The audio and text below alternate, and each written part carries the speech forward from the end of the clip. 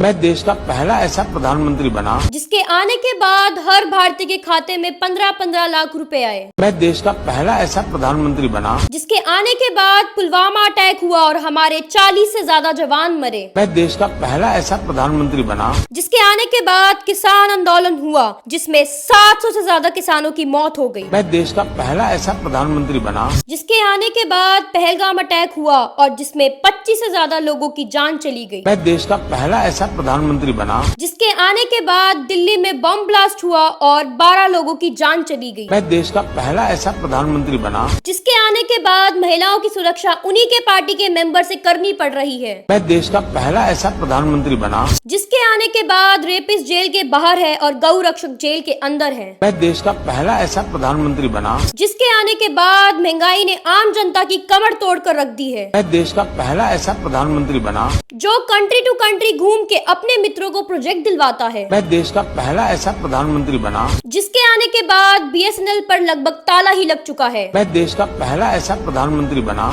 जिसके आने के बाद सभी प्रकार के प्रोटेस्ट करने वाले लोगों को पिटवाया गया। मैं देश का पहला ऐसा प्रधानमंत्री बना जिसने पिछले 11 साल में 100 से ज्यादा प्रेस कॉन्फ्रेंस की।